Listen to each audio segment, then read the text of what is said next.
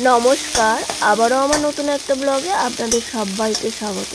তো আজকে ব্লগটা আমি সকাল থেকেই শুরু করলাম। এখন ঘড়িতে বাজে ভোর 5টা। আজকে একটু ছেলের জন্য টিফিনে পাস্তা বানিয়ে দিলাম।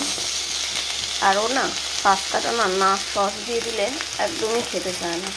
একটু সসও দিলাম, ডিম দিলেও খেতে চায় না, কিন্তু আমি আজকে ডিম দিলাম যেহেতু ওর একার জন্য আজকে বানাইনি।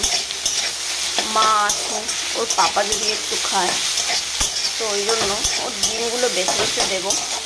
হ্যাঁ,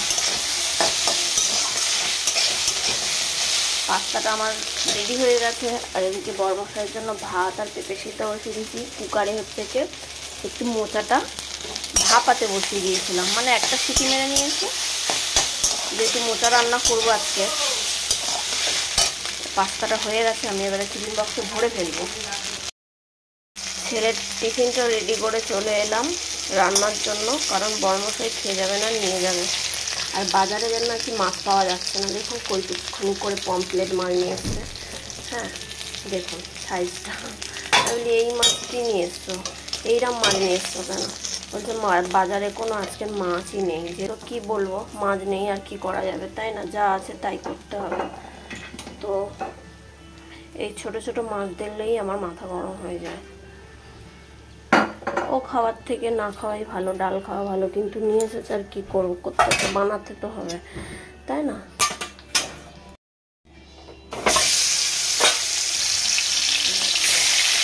এত ছোট ছোট মাছ ভালো লাগে, কারণ এখানে কটা ভেজে নিয়েছে আর এগুলো ভাজছি। আর এখানে পেঁয়াজ টমেটো কেটে রেখেছে, ঝাল বানাবো মাছটা।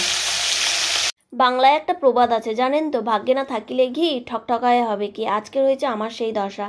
একে তো বড়মশাই বাজার থেকে ছোট ছোট মাছ নিয়ে এসেছে বলে আমি গজগজ করছিলাম। যাই হোক, নিয়ে এসেছে, কিছু করারও নেই, মাছের ঝাল তো বানাতেই হবে। আর মাছের ঝাল বানানোর জন্য এদিকে আমি মশলাটা কষিয়ে নিয়েছি, আর ওদিকে তো পেঁপে সিদ্ধ দিয়ে গোটাগত ভাতও বসিয়ে দিয়েছি বড়মশাইয়ের জন্য, ও নিয়ে যাবে বলে। তো মশলাটা কষিয়ে নিয়ে আমি এখানে যেই জলটা দিয়ে দিয়েছি, ঝোলটা ফুটেও গেছে। তো ভেজে রাখা মাছগুলোও দিয়ে দিচ্ছি। দিয়ে দেওয়ার পরে ঝোলটা ফুটে গেছে, অমনি আমার গ্যাসটা শেষ হয়ে গেছে জানেন তো। আমার 3খানা সিলিন্ডার।